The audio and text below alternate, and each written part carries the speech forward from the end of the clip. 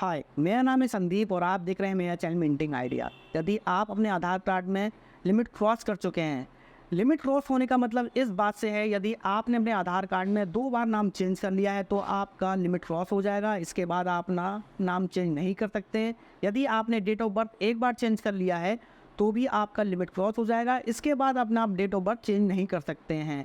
Suppose मान के चलिए कि आपने अपने आधार कार्ड में एक बार डेट ऑफ बर्थ चेंज कर लिया है और आपका लिमिट क्रॉस हो गया है। इसके बाद आप चाहते हैं कि आपका डेट ऑफ बर्थ दूसरी या तीसरी बार चेंज हो जाए, तो इसके लिए आपको एक सेल्फ डिक्लेरेशन फॉर्म को फिल करना होगा, साथ में ईमेल करना होगा और उसके बाद आपको 2 से 3 दिन में आपके पास अपडेशन आपके मैसेज पर पहुंच जाएगा। आपको इस वीडियो बताने वाला हूं कैसे आप सेल्फ डिक्लेरेशन फॉर्म को फिल करेंगे, कैसे आप ईमेल करेंगे, ये सब चीज़ें मैं आपको इस वीडियो में बताने वाला हूं। तो मेरे चैनल को लाइक कीजिए, शेयर कीजिए, सब्सक्राइब कीजिए। तो चलिए देरी न करते हुए चैनल की शुरुआत करते हैं। मिलते हैं मिंटिंग आइडिया।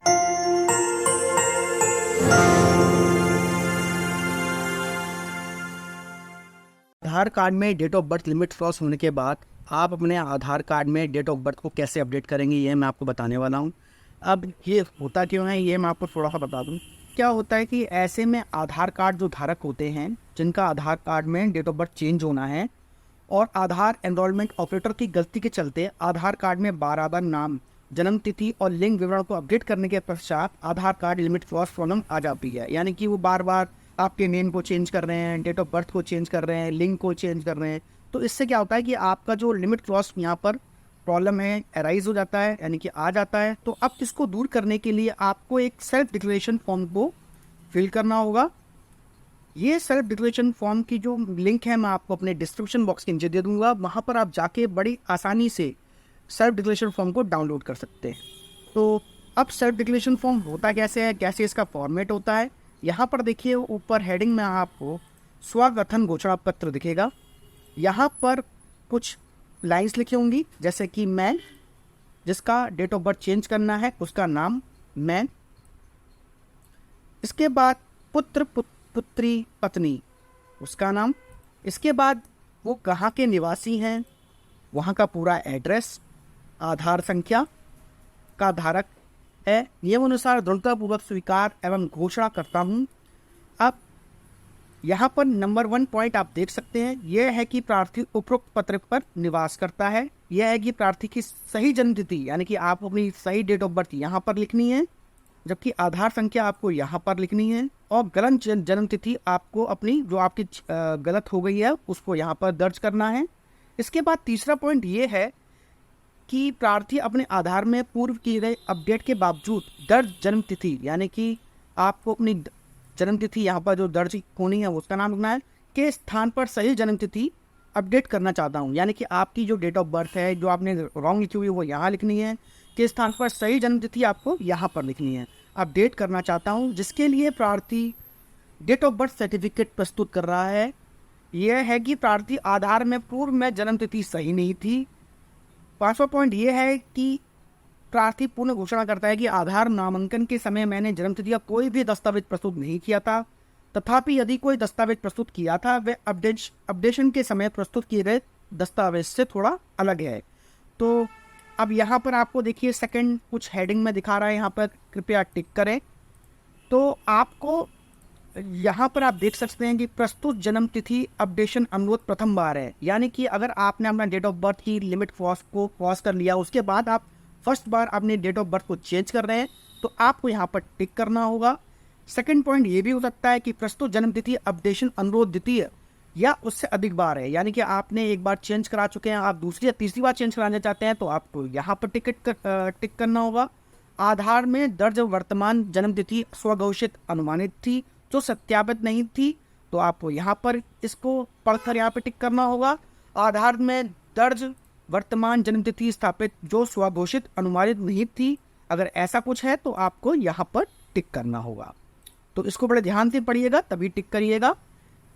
इसके बाद आपको तीसरा जो पॉइंट मेन पॉइंट है यहाँ पर, इसको पढ़ के और तब आप उसको फॉलो करें। यह है कि अधो हस्ताक्षरी वचन देता है कि यदि जन्म तिथि अपडेशन अनुरोध दे समय प्रस्तुत दस्तावेज के फर्जी, गलत या नकली पाया जाता है तो आधार नामांकन अपडेशन अधिनियम 2016 के नियम 28 के तहत संबंधित अधिकार को निष्क्रिय किया जाता है।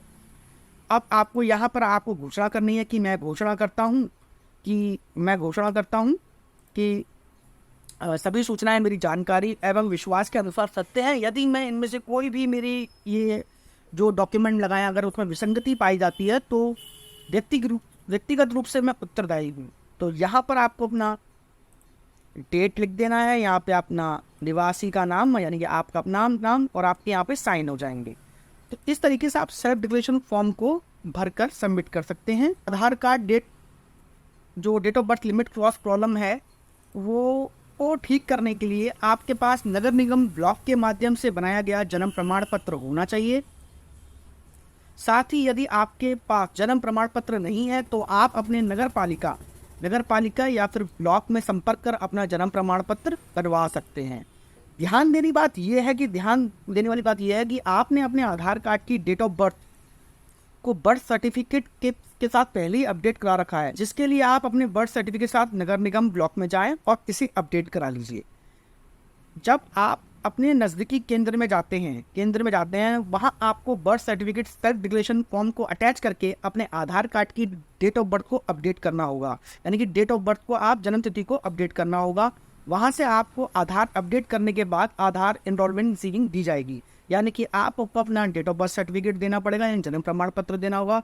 साथ में आपने जो सेल्फ डिक्लेरेशन फॉर्म है वो आपको एनरोलमेंट जो आपका जो अधिकारी होता है, जो ऑपरेटर होता है, उसको आपको सबमिट करना होगा और उसके बाद वो आपको एक एनरोलमेंट रिसीविंग दे देगा।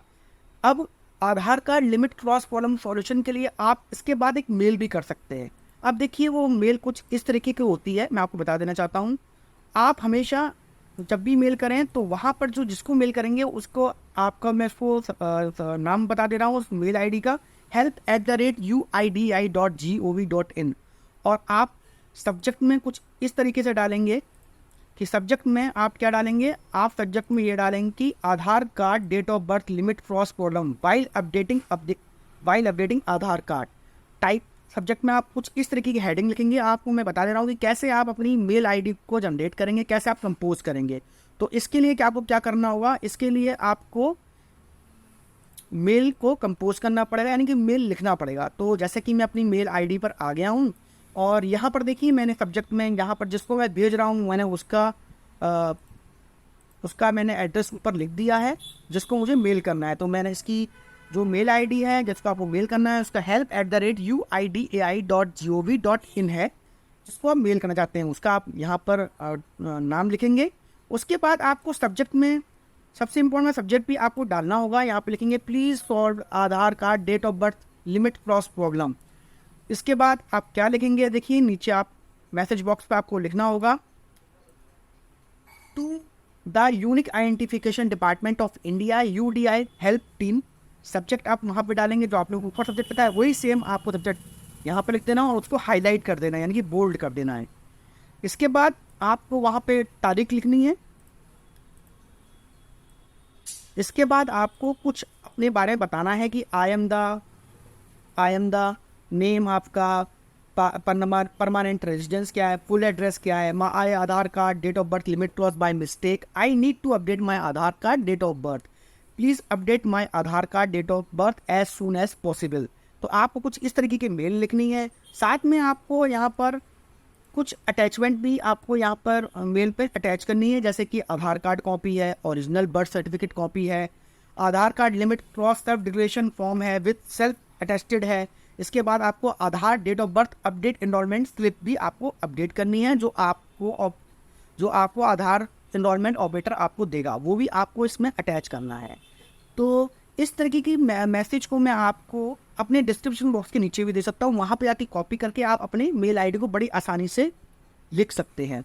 तो इसके बाद आपको अपने आधार कार्ड की डिटेल भी यहाँ पर डालनी होगी। वो डिटेल कुछ इस प्रकार है। यहाँ पर देखिए आधार में दर्ज नाम, यानी कि name in Aadhaar your name, आपका जो भी आधार कार्ड में है वो भी आपको लिख देना है। आपकी जो आधार संख्या है जिसमें आपको डेट ऑफ बर्थ चेंज करानी है वो भी आपको यहाँ लिख देनी है। आधार में जन्म तिथि जो भी है ये भी आपको लिख देनी है। इसके बाद आधार में जो आपकी रिक्वायर्ड आधार जो डेट ऑफ बर्थ है वो लिख देनी है, जो भी आपको सही करानी है उस डेट ऑफ बर्थ को नीचे लिख देना है। और इसके बाद आपको इनरोलमेंट स्लिप नंबर लिखना है जो 14 अंकों का होता है वो लिख देना है, साथ में डेट और टाइम भी लिख देना है। जब आपको इनरोलमेंट स्लिप मिली होगी तो वहाँ पर आपको डेट और टाइम भी मेंशन होगा, वो भी आप यहाँ पर लिख दीजिएगा।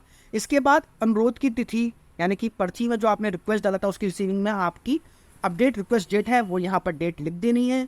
साथ में आपने अपडेट रिक्वेस्ट टाइम भी यहाँ पर लिख देना नीचे, और नीचे थैंक्स एंड रिगार्ड्स कर देना है और नेम आपको यहाँ पर लिख देना है, और फिर इसके बाद आपको सेंड कर देना है। तो आपकी ये जो प्रॉब्लम है यानी कि इसका सॉल्यूशन आपको 2 से 3 दिन में आपको मेल पर रिवर्ट हो जाएगा। और अगर आपका जो डेट ऑफ बर्थ चेंज होगा वो आपके फ़ोन पर मैसेज आ जाएगा और आपके डेट ऑफ बर्थ बड़ी आसानी से आपके आधार कार्ड में चेंज हो जाएगा। तो आप इस तरीके से भी मेल के थ्रू अपनी डेट ऑफ बर्थ चेंज करा सकते हैं। आप टोल फ्री नंबर निकाला है 1947, इस पर भी कॉल करके आप अपनी जो दिक्कत है वो अपने ऑपरेटर को बता सकते हैं, और आपको 100% इस टोल फ्री नंबर से आपको 100% रिस्पॉन्स मिलेगा। और अगर आपको ये मेरा वीडियो नॉलेजेबल और प्रॉफिटेबल लगता है तो प्लीज़ मेरे चैनल को लाइक कीजिए, शेयर कीजिए, सब्सक्राइब कीजिए। तब तक की मिलते हैं नेक्स्ट वीडियो में। ओम नमो नारायणाय।